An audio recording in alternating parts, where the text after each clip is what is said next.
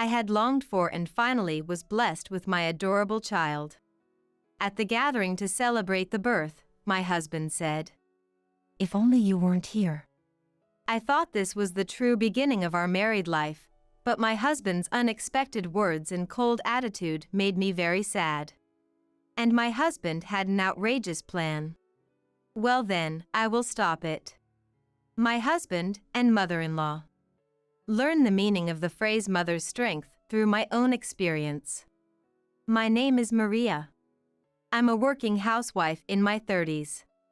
I've been married to my husband, Sam, for 7 years, and our current worry is not being able to have a child. We go to the hospital, and Sam has been tested, and it has been found that we have unexplained infertility. In other words, life is truly a gift. It is hard enough to go through treatment when there is a reason, but it is even harder when there is no reason and nothing can be done. We try to have marital relations at the timing specified by the hospital, but after a few years of no results, it feels like a duty. I felt our relationship with him getting colder and colder. This kind of thing tends to be more upsetting for the husband than the wife. So I tried to act cheerful and not show my desperation, but it seemed to have no effect on him. He began to sigh more and more when I told him the timing from the hospital. When he acted like that, it made me unhappy too, so we ended up not trying at the right times. Naturally, we didn't have a child, and our relationship got even colder. At first, he expressed his feelings with sighs, but recently he started saying it out loud. What's the point of trying at the right time? Marital relations are meaningless. I'm tired from work. I can't just conveniently adjust to the timing. Men are sensitive. He would say such unpleasant things. Even though I know that children are a gift, I couldn't imagine a child coming to such a cold marriage. Eventually, I started to give up too. But Sam's snide remarks were not the end of it. Still no children? It's Maria's fault, isn't it? The one shouting such words angrily was my mother-in-law, Lisa. A daughter-in-law who can't even have one child is useless. It was my father-in-law, Tony, sighing with a face that looked like an aged Sam. Every time we met, "Children?" Sam's parents would ask me. Even though we had told them it was unexplained infertility, they would always blame me whenever we met. Sam's parents married late and had Sam in their late 30s. So they are in their 70s now, but still have old-fashioned thinking. Blaming only me for the infertility is outdated, and blaming me when we don't know the cause is ridiculous. But his parents are mysteriously confident that they are not wrong. Maria, don't you have any charm as a woman? What? What? Suddenly, she continued to the dumbfounded me. You don't know the cause? It's obvious. It's because you don't have any charm. If you were an attractive woman that could make Sam feel like it, you'd have children in no time. What? I don't understand. It's the first time I've heard that attractive women get pregnant easily. But Lisa just wanted to make the infertility all my fault.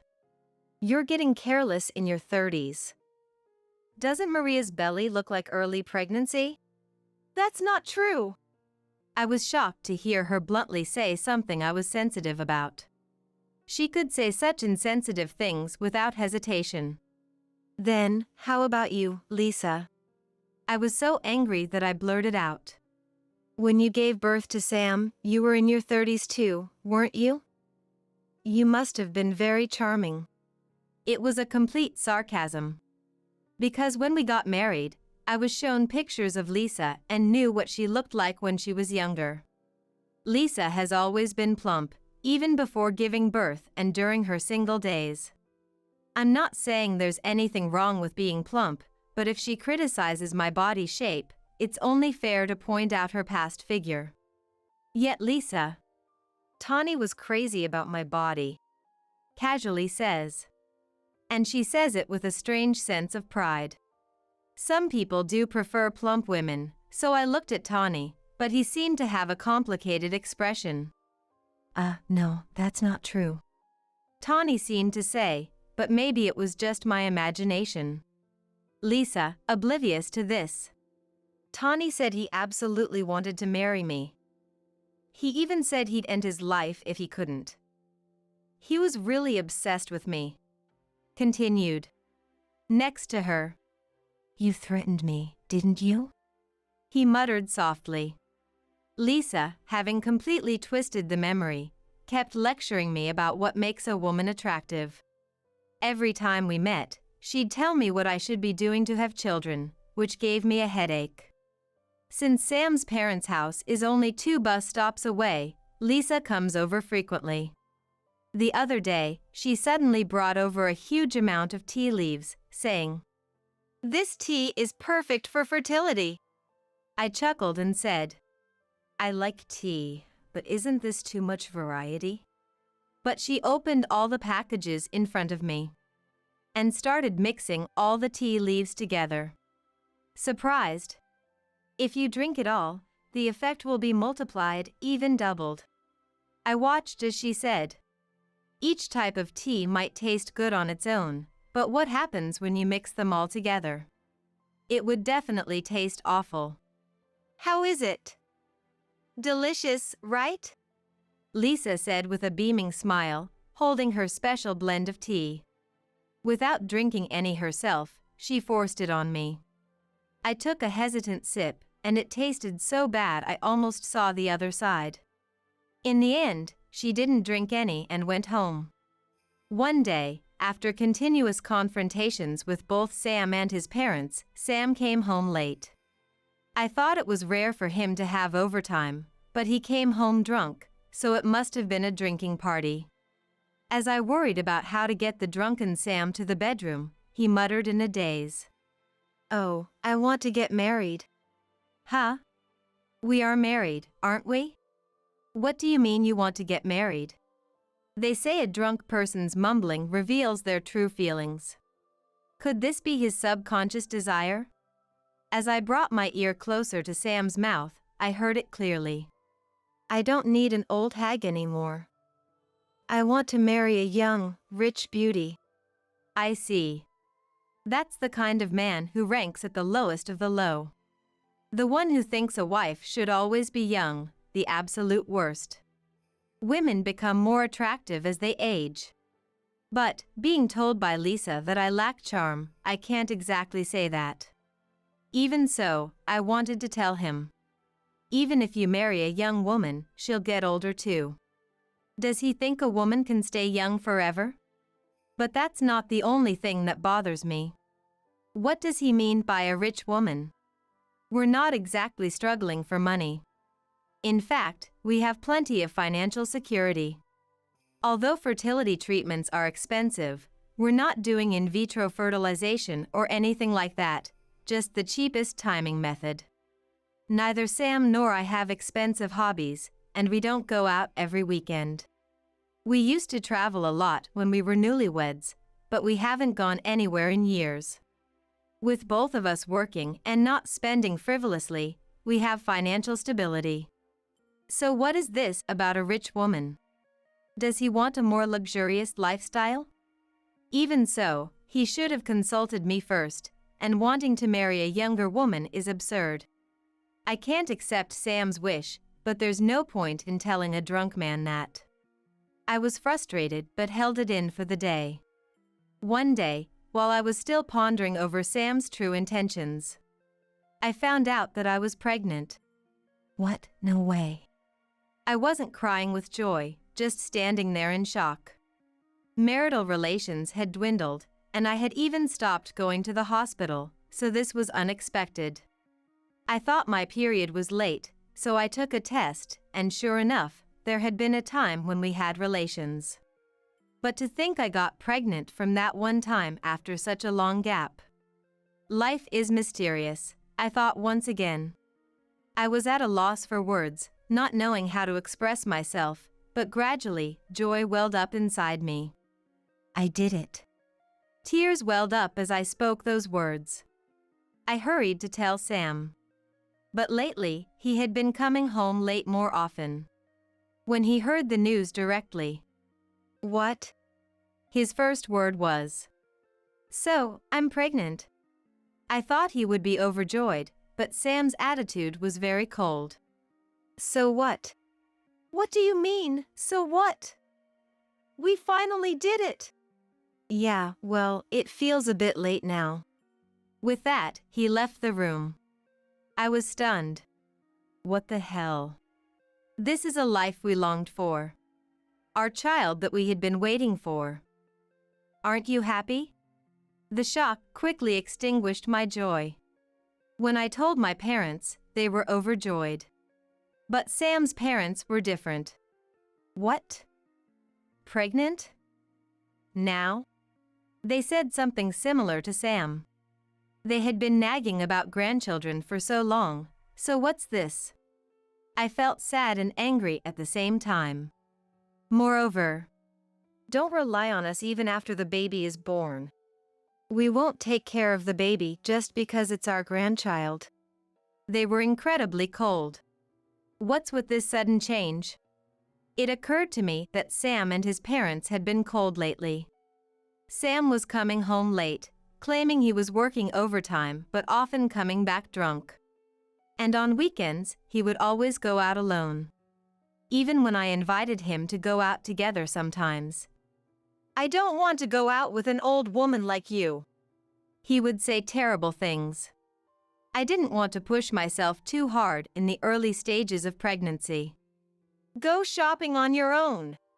He coldly avoided me. Since we both worked and did the shopping on weekends, the shopping bags would get heavy. I had no choice but to use the grocery delivery service. "Don't waste money." He got mad at me. He didn't help with the house cleaning, even after I got pregnant. Rather, he seemed to make me do more than before. "It's a wife's duty to serve her husband." He would say such things without a second thought. His lack of consideration for my pregnancy made me increasingly sad. Sam's parents were just as cold. They had often visited before, but recently they would drop by even on weekdays. And they would always stay for dinner. Naturally, this increased the effort and amount of cooking. Even though more ingredients were needed, Sam still wouldn't go shopping. Even though it was heavy with all the shopping.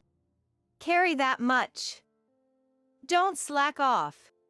He would just yell without helping at all. Sam's parents, "Make delicious food that suits our tastes," would also say. The moment we finally had a child, they all turned cold, and I was left bewildered. Even with morning sickness, they would say, "Pregnancy isn't an illness. Don't be spoiled." Sam would still say outdated things. "When I was pregnant, I moved around more." She would sneer.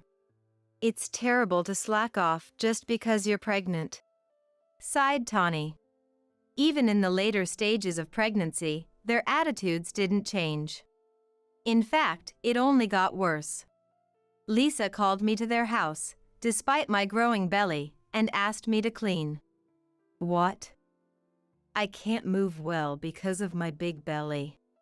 You're always trying to slack off. Pregnant women need moderate exercise. She scolded me harshly as I stood there confused. Stop making excuses. I need this moved. Do it. Tawny said coldly, pointing to a large piece of furniture. It was a big shelf. I can't do it. Even when I tried to refuse. Stop making excuses. You're our daughter-in-law. Work. They always said such terrible things. Why did I have to endure this? I finally got pregnant, and this is the treatment I get?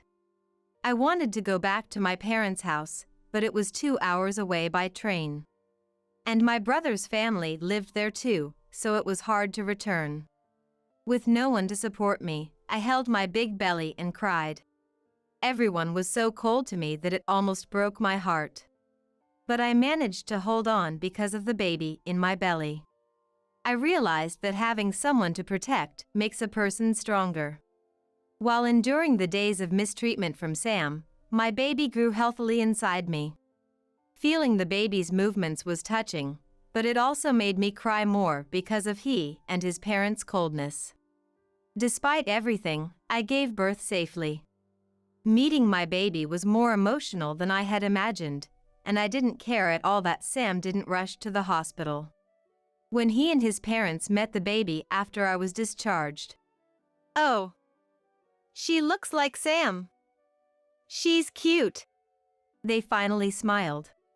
I shuddered to think what their reaction would have been if she didn't look like him. Still, the sense of accomplishment from giving birth was immense. It would be tough from now on, but I decided to be grateful that we both left the hospital without any issues. However, parenting was much harder than I had anticipated. Caring for a baby with a weakened body was truly exhausting.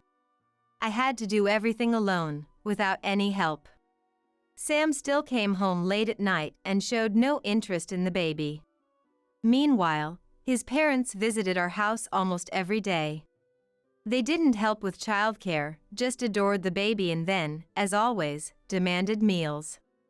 Recently, they even started taking showers before leaving, which meant I had to clean up afterward. When I asked them to watch the baby so I could go shopping, "Are you neglecting your child?" they accused me.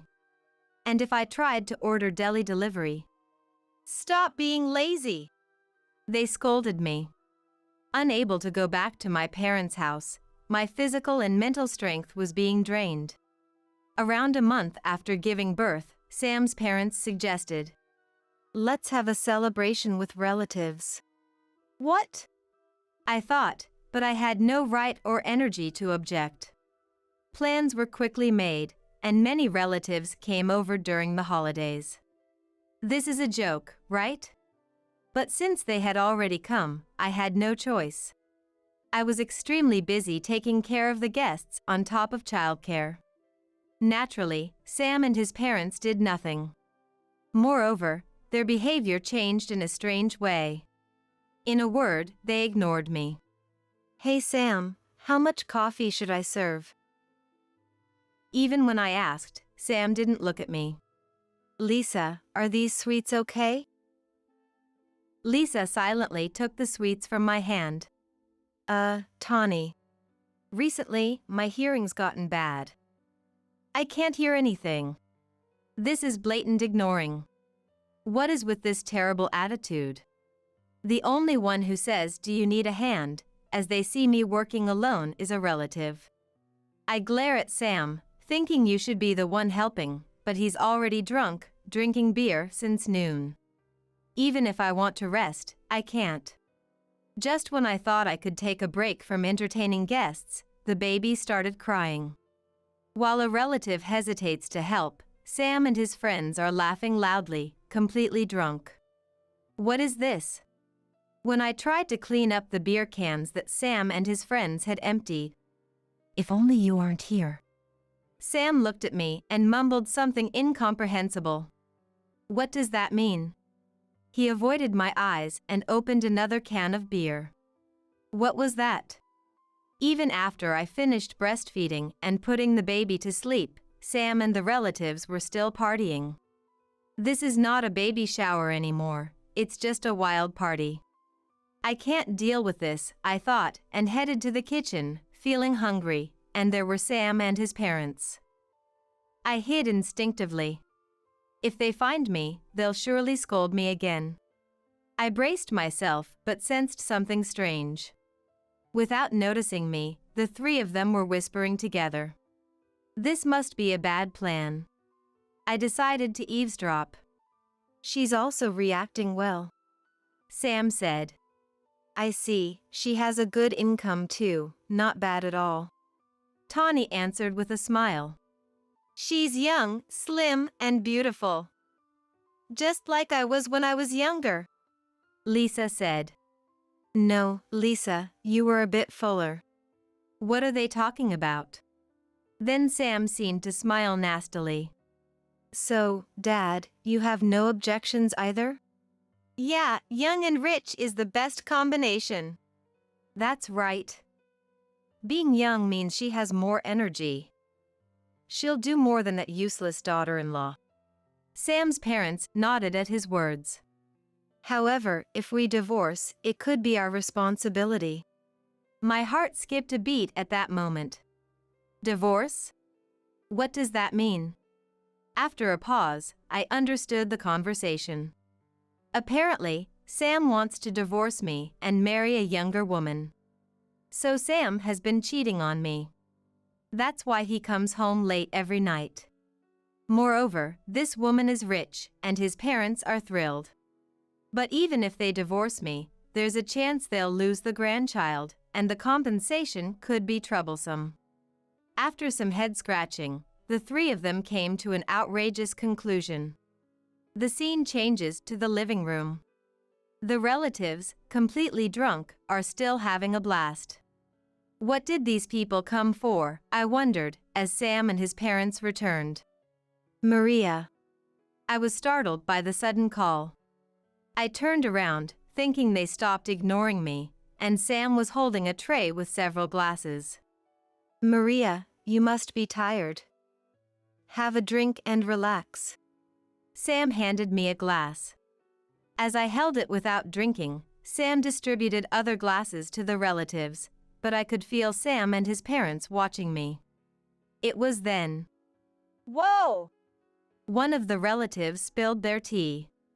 Immediately, everyone's attention turned that way. I confirmed that Sam and his parents were watching, and I quickly swapped my glass with Sam's.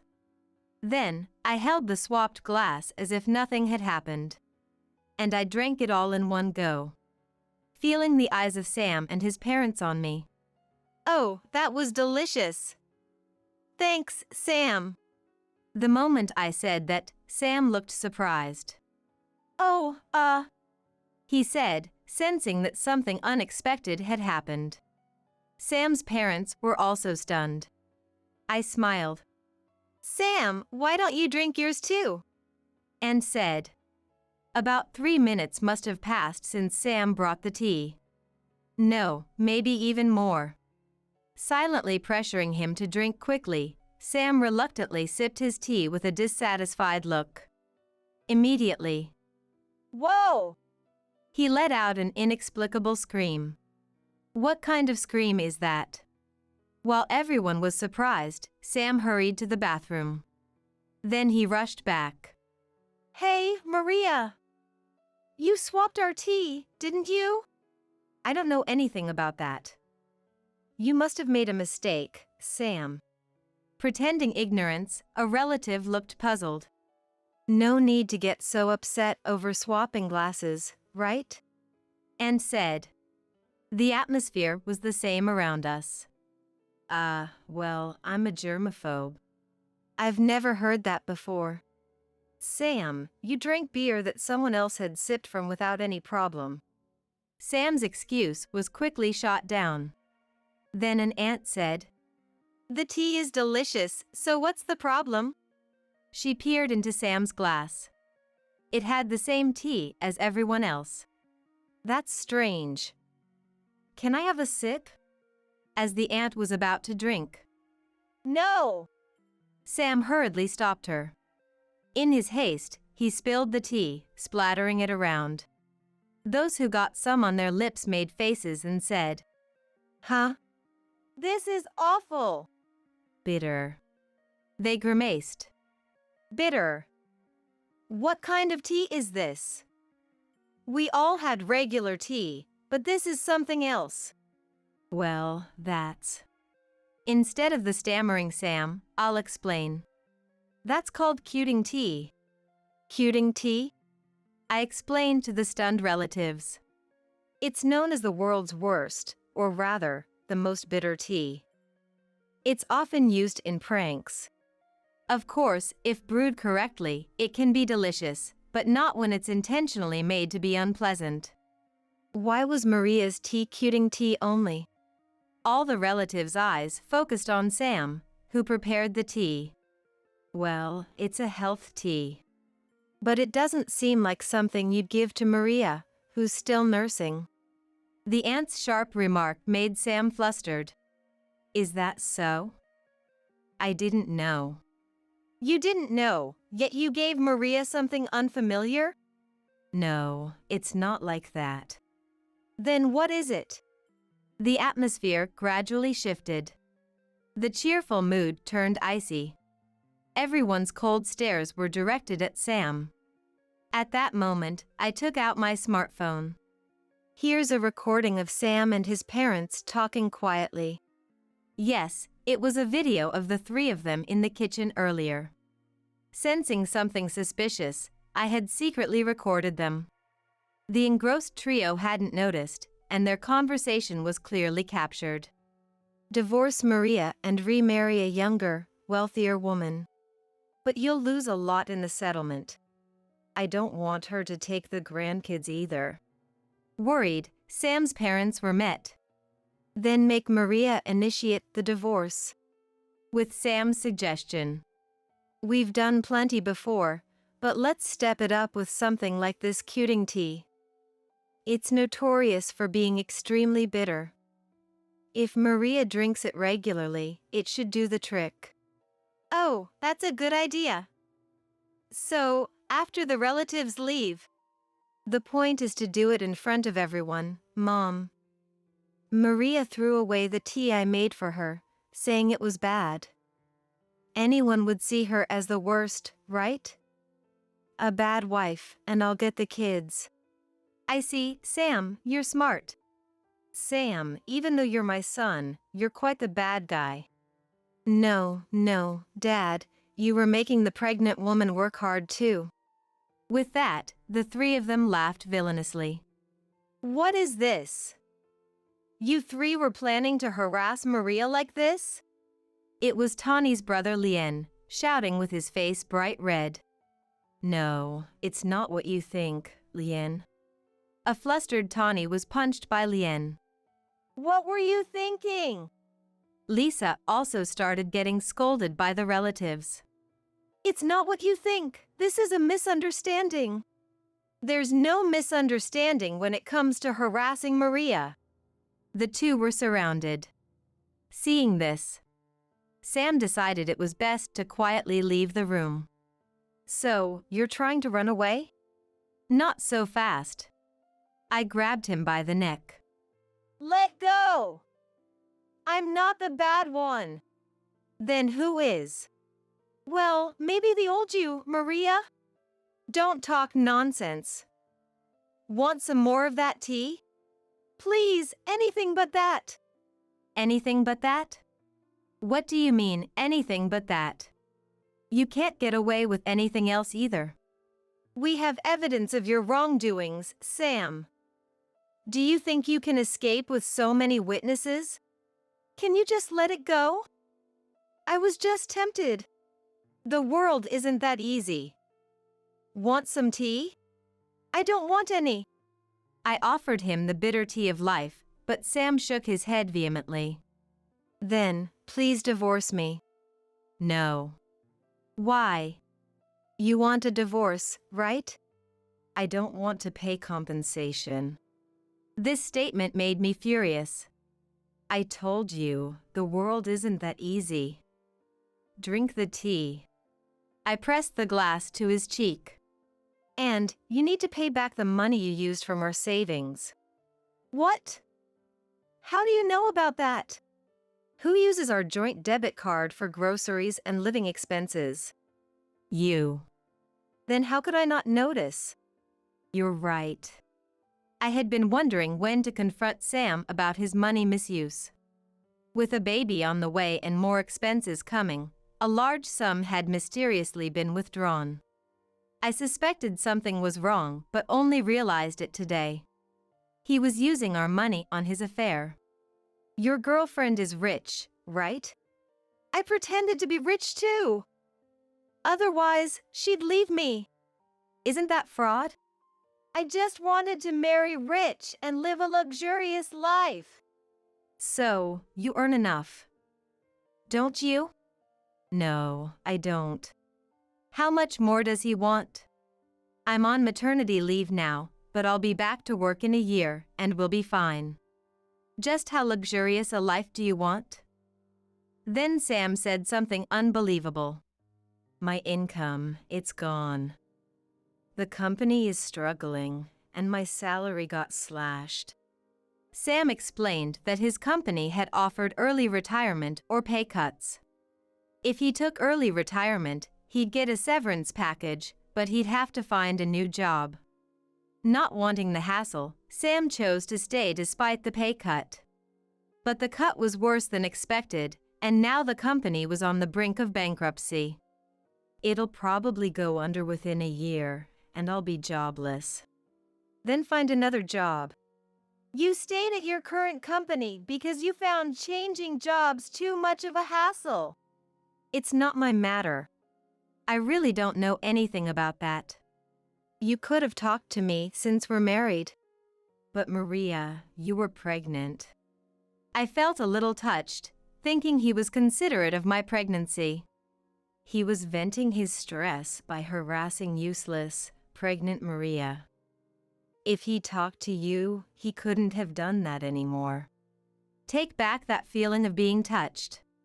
My feelings toward Sam had already hit rock bottom. So, my decision was made. Okay. I'm divorcing you. I'll be demanding compensation and child support. Maria, you're a demon. I don't want to hear that from you, Sam, who tried to drive me out with harassment.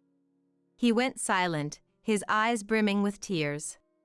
Finally, venting my pent-up frustrations made me feel relieved.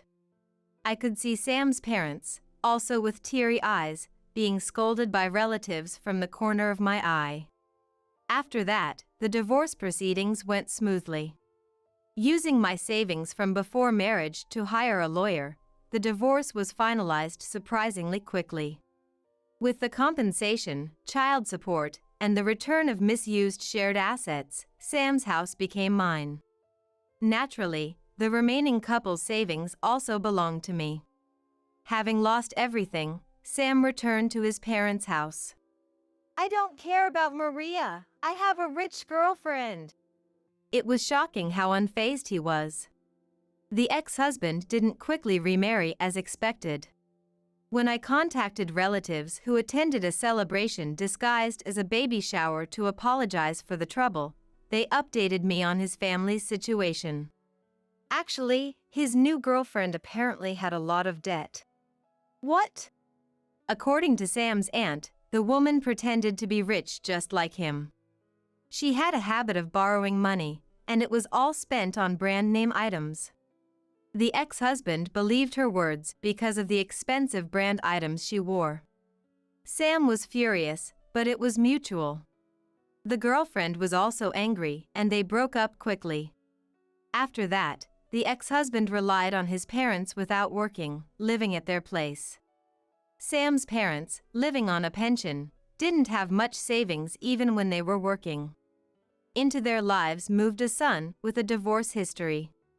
Moreover, he was a recluse without a job. He was clearly on a downward spiral. Recently, Sam's mother asked to see her grandchild, but I denied the request since a grandparent doesn't have visitation rights. As she kept persistently contacting me, I blocked her number. I anticipated that living in Sam's house would eventually lead to a confrontation. I quickly put the house up for sale and moved into a new home with my child. Thus began my new life with just my child and me. My little one, now over a year old and walking well, finally called me Mom. My parents visit often, teaching my child to say Grandpa and Grandma. After waiting so long to have this precious child, I can't believe my ex-husband threw away something so precious for momentary desires. I know there will be tough times ahead for me too. But I can manage it, thanks to my child's radiant smile. Holding my smiling child, I truly feel happiness. I was diagnosed with stage 3 lung cancer. Just 1 year left to live. Suddenly, my everyday life was engulfed in darkness, as if it had been stolen away.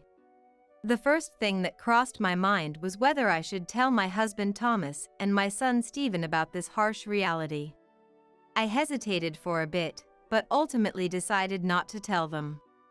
I didn't want them to see me getting weaker, and more than anything, knowing how challenging caregiving can be, I didn't want to put them through that.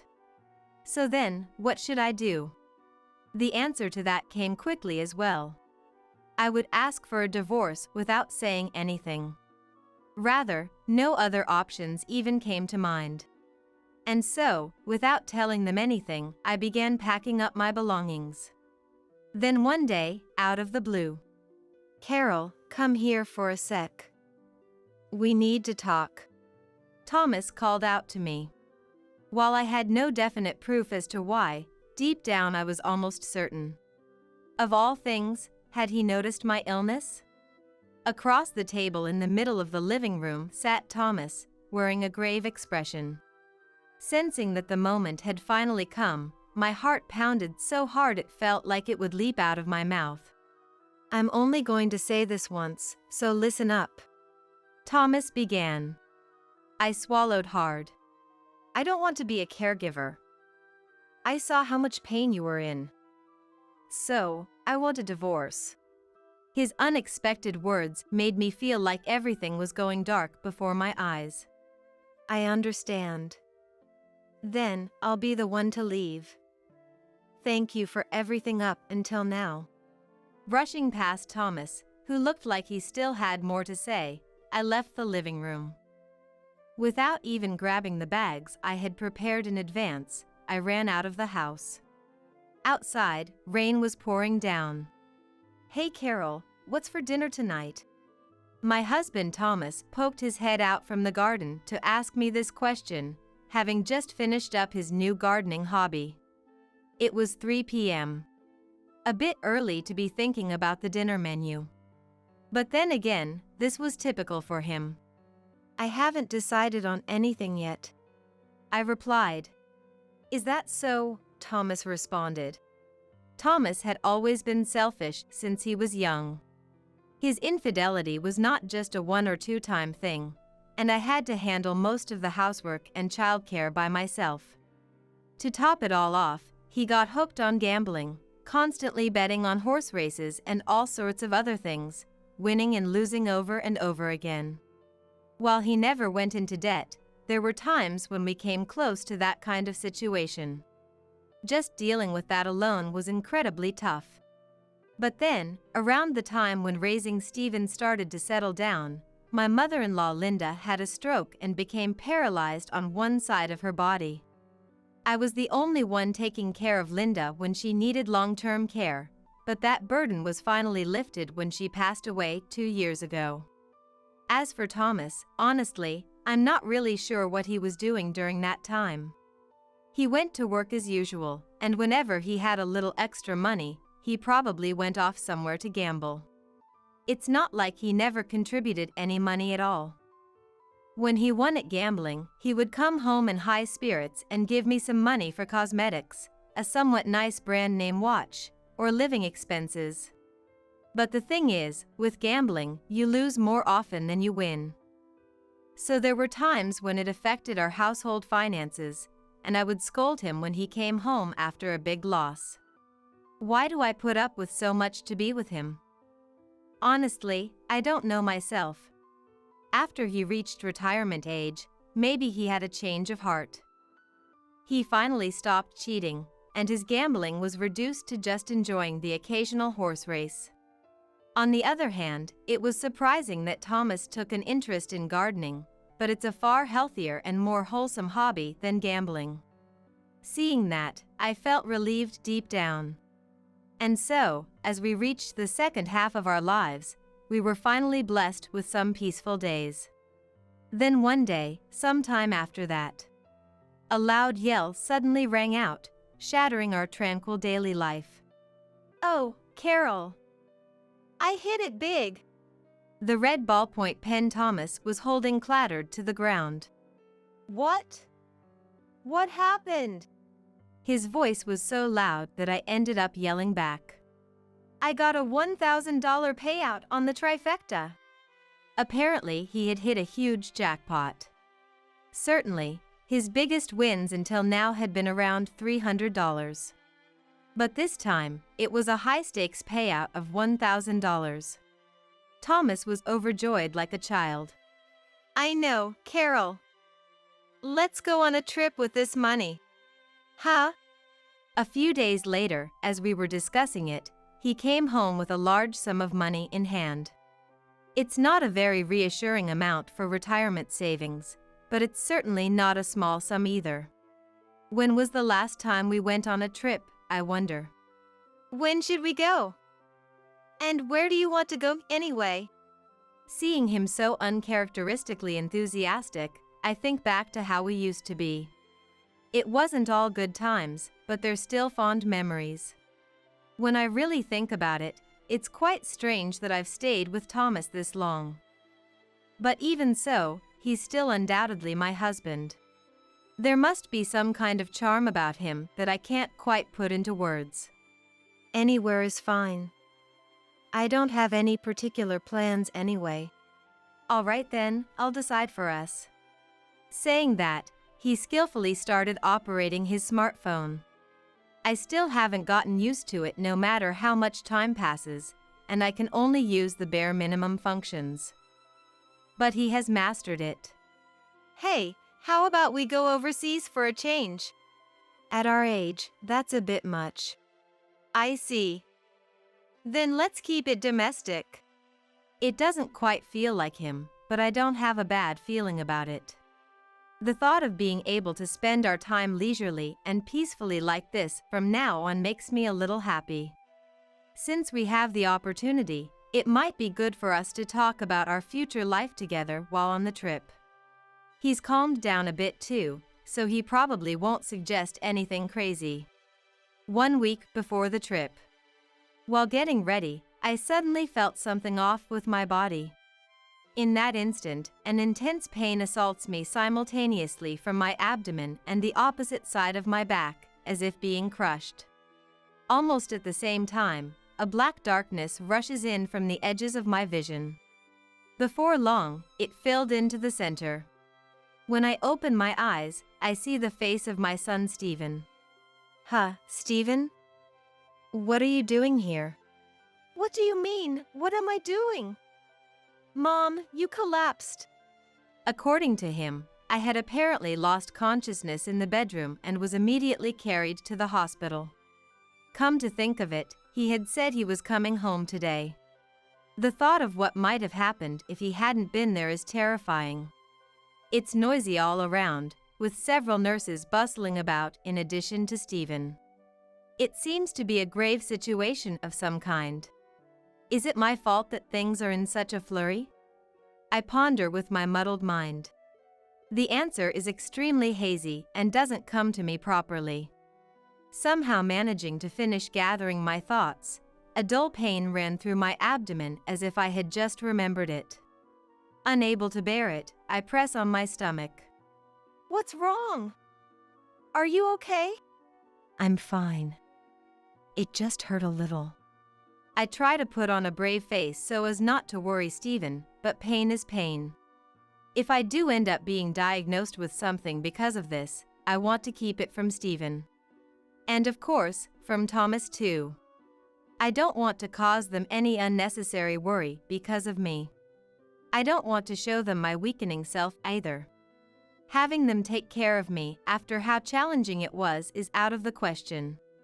With that single-minded determination, I somehow managed to stay conscious. After that, I underwent several examinations and was admitted to the hospital that day. I told him I was fine and sent him home to pack some things for me. I also left a message for Thomas, telling him to let him know it was just for testing and hospitalization. All I could do after that was pray that nothing was wrong. That night, a middle-aged male doctor in a white coat walked over to me and quietly sat down. Seeing his face, I instinctively sensed it was bad news. His expression was that gravely serious. Miss Smith, please listen calmly. That's the usual line, I thought to myself. My intuition turns into certainty. Okay. We found cancer. It's stage 3 pancreatic cancer. Removal of the cancer is impossible. This must be what they mean when they say everything went dark before their eyes. It must have gone dark like this right before I actually lost consciousness too, but it's completely different from this darkness now. The despair was on a whole other level. I see. Cancer. All the various noises that had been busily ringing until then were cut off, and I could barely make out the doctor's words. The reason for all the commotion seemed to lie with me after all. You have 1 year left to live. And then the crushing final blow, the pronouncement of my remaining lifespan.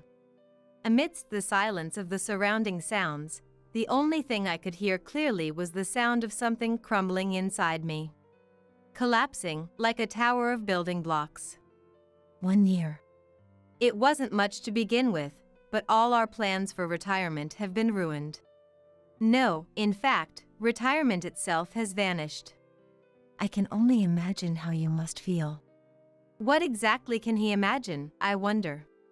Amidst the swirling questions and confusion, my unwarranted anger is directed at the doctor. You could be admitted to the hospital right away, but I'm sure you have various things to take care of. Let's suppress the progression with medication for a while. After that, we can consider treatment options.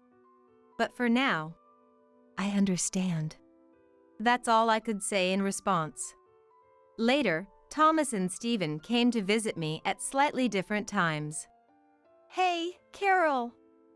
You all right? I'm fine. I just fell and got a little injured. You're making too big a deal out of it. I said that, but Stephen's gaze, knowing that it was different from the truth, was painful. After returning home once, a sigh escapes in front of the suitcase that was in the middle of being packed. The first thing that comes to mind is whether I should tell them about this reality. I agonized over it a little, but in the end, I chose not to tell them. In that case, what should I do? The answer to this also came to me immediately. Ask for a divorce without saying anything. Rather, this was the only thing I could think of. Once I've made up my mind, the packing that was left half-finished won't go to waste. And so, I decided to start sorting out my belongings without telling the two of them anything. Since the trip was postponed, most of the luggage is still as it was. Thomas was disappointed at first, but considering the circumstances, he kept it from showing on his face. Then one day, as I was switching to packing to secretly leave and working on it, Thomas appeared in the bedroom. Carol, come here for a bit. We need to talk. A sudden summons. While I have no definite proof as to the reason, deep down I have something close to certainty. Of all things, has he noticed my illness? Across the table in the center of the living room sat Thomas with a grave expression. My heart was pounding so hard it felt like it would leap out of my mouth at any moment. I'm only going to say this once, clearly. I swallowed hard. I don't want to be a caregiver. I saw how much pain you were in. So, I want a divorce. His unexpected words made me feel like everything was going dark before my eyes. Could it be that he heard it from Stephen? Or, I don't know how, but he saw through my illness and brought up divorce with caregiving as the reason, and I couldn't hide my agitation. I knew he had always been selfish, but I never thought it would be to this extent. At the same time, I realized that the decision I had made was not a mistake. Yes, that had been my intention from the beginning. In a sense, I even felt a sense of refreshment. I understand. Then I'll be the one to leave. Thank you for everything up until now. Brushing past Thomas, who looked like he still had more to say, I left the living room and ran out of the house. Outside, rain was pouring down.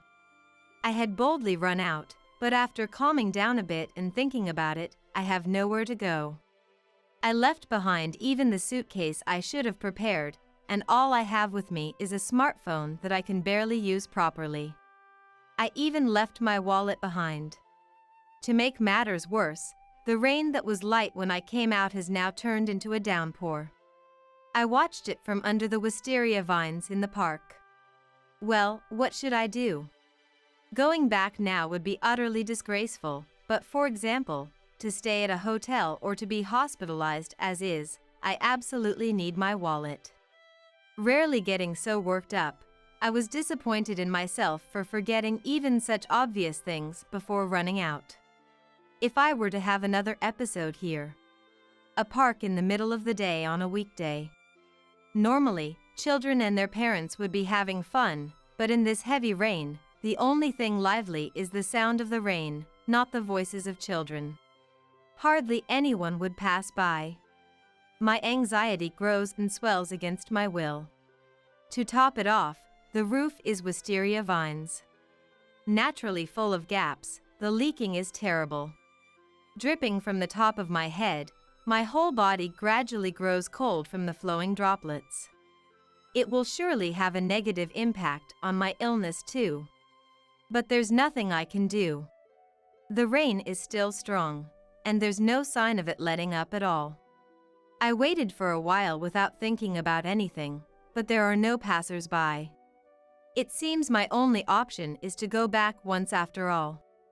Just as I thought that, I was struck by another terrible stomach pain. Without a doubt, it's the same pain as before. My apprehension was not unfounded. I might lose consciousness again. No, if that's all that happens, it would still be better. I somehow reached for my smartphone, and that's when it happened. There you are! Mom, what are you doing? In a place like this? Amidst the heavy rain, Stephen's voice coming from afar kept me tethered to consciousness. Once again, I was saved by him. I thought you'd left right away, but you don't even have an umbrella. I mean, listen properly to what Dad has to say, will you? Don't tell me you're feeling sick again.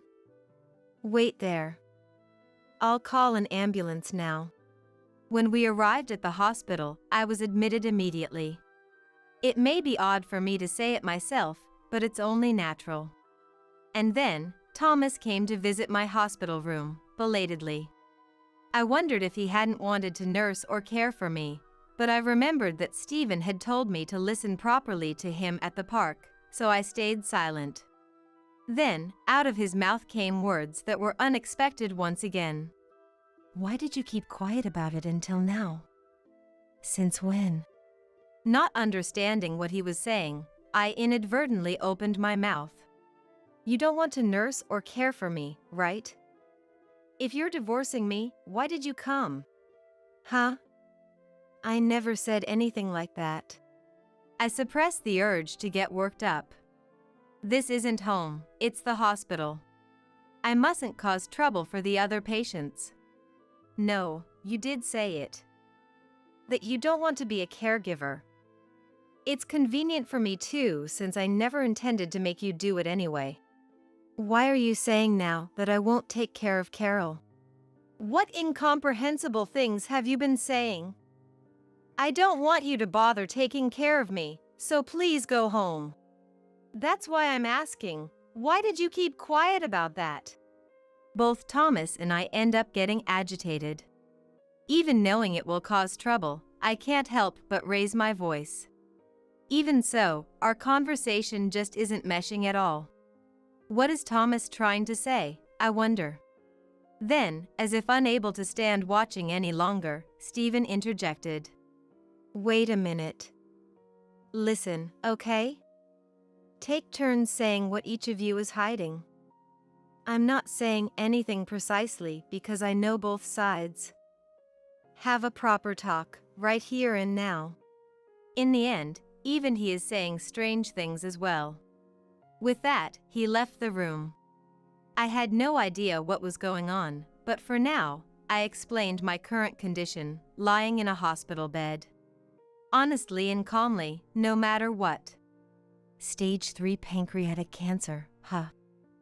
I see. What are you hiding? Well, I was told I have lung cancer too. 6 more months, 10 months at most, they said. I couldn't believe it. If that's the case, what was the true meaning behind those words from a few hours ago? Carol, you took care of my mother, didn't you? I couldn't do anything for you. That's why I didn't want to burden you anymore because of me. So, I said I didn't want to make you be a caregiver. I didn't know that even you had gotten cancer. Hearing his confession, my emotions were in turmoil, but the first thing I thought was that his lack of communication was unbelievable. If he had properly explained the situation, we wouldn't have been having this conversation in the hospital room, at least. Then you should say that more clearly. I'm sorry. I didn't want to tie you down at this age, Carol.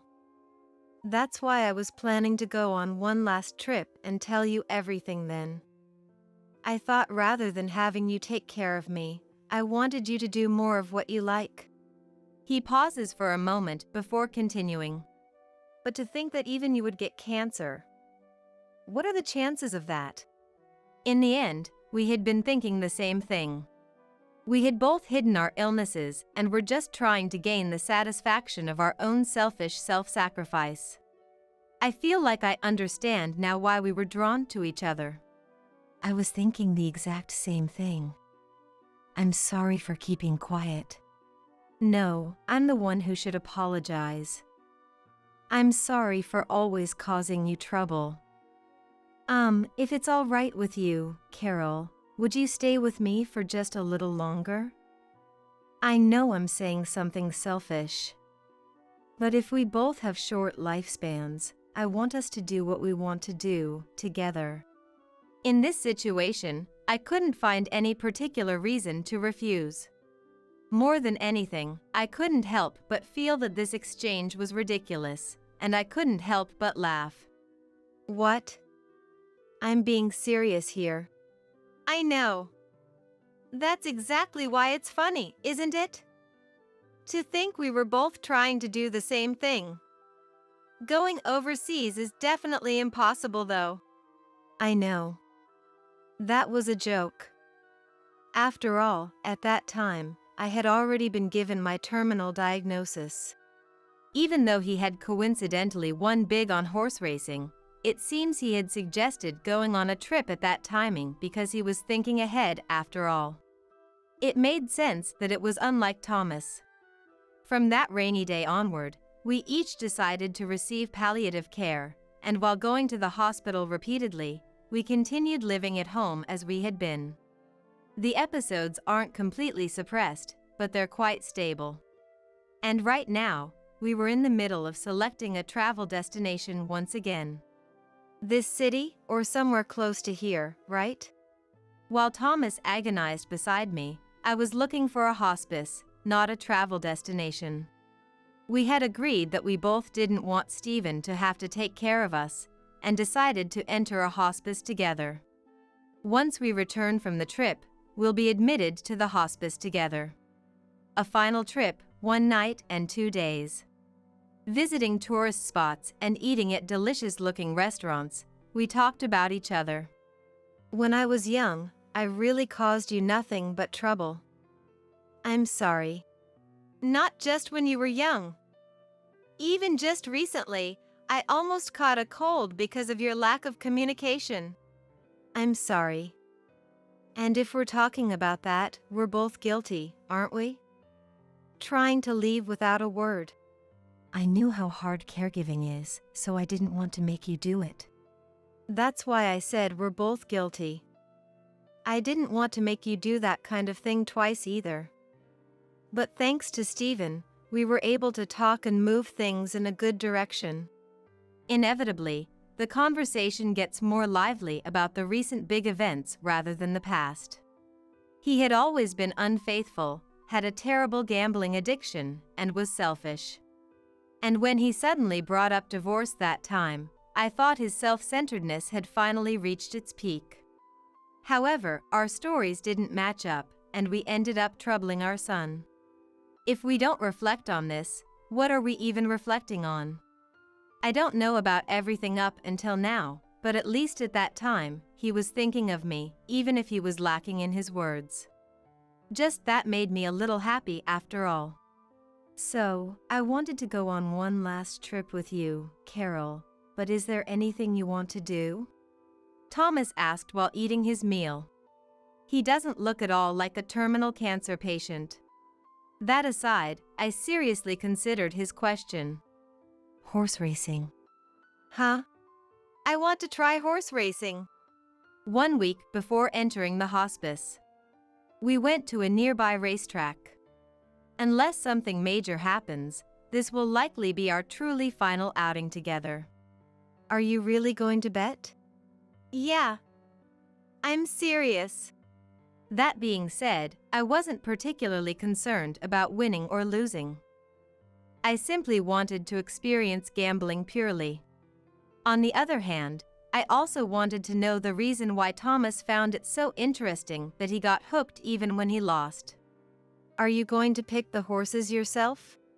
Thomas had his usual serious style, with a red ballpoint pen tucked behind his ear and a folded racing newspaper. Of course, he probably intends to win this time too. Of course. If I pick a horse with a name I like, beginner's luck will make me win, right? It's a commonly heard superstition. Then pick as you like. It wouldn't be interesting to bet a small amount at this point, so I chose a trifecta. I guess we might be similar in some ways, after all. The fanfare resounded, and the venue was greatly excited. Just being able to feel this excitement on my skin made me feel like it was worth coming. No way, you've got to be kidding me. The numbers and their order being announced sound familiar. Let me see that for a sec. I didn't even need to know the results anymore. You actually won! The payout was an unbelievable $2,000. Double the highest payout amount Thomas had ever won. And so, we enjoyed our brief remaining time and finally moved into the hospice. It's a nice place with attentive care and facilities. A much cleaner place than I had imagined, and I really took a liking to it. If Stephen hadn't come to pick me up on that rainy day, we probably would have passed each other by and wouldn't have been able to come here. In my case, I might not have even been alive in the first place. And now, I get to be with the person I love most, with whom I've shared joys and sorrows for decades. We were able to make our final memories too. It was the best possible end of life. This is a nice place. I still can't relax, but I guess I'll get used to it eventually. Thomas mutters to himself.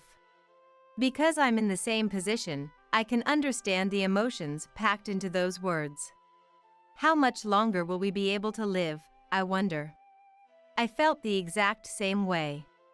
It's not hard to imagine that if we couldn't be together, we would have been crushed by anxiety. But now, that wasn't the case. If I believe the doctor's words, he will likely be the first to face his final moments. But that doesn't mean I can let my guard down. I don't even need to think about what would happen if I left him alone. I have to live with all my might so that I don't end up leaving him behind, unreliable as he is. Thomas's self-centeredness is probably more incurable than cancer, so he'll surely be the one to leave me behind. I'd prefer if he could live longer than me, but even so, I don't mind. I'm used to his selfishness, after all. And then, that morning arrived. From the day he was given 10 months to live, Thomas fought and endured cancer for a whole year. Unlike that day, the sky is so clear it feels refreshing. With this weather, he surely won't get lost on his way to his destination. Carol, I'm sorry for always causing you trouble. Lying in the hospital bed, Thomas had become thin and frail over the past year. Honestly, it was a sight I could hardly bear to see.